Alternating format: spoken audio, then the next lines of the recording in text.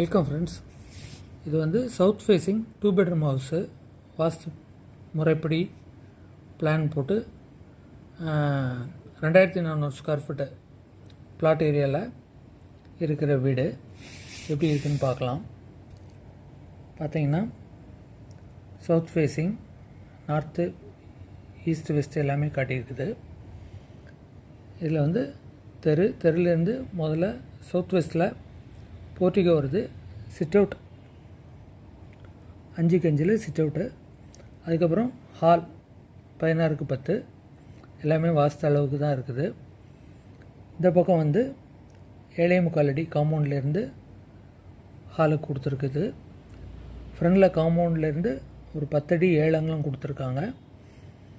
இந்த பக்கம் வந்து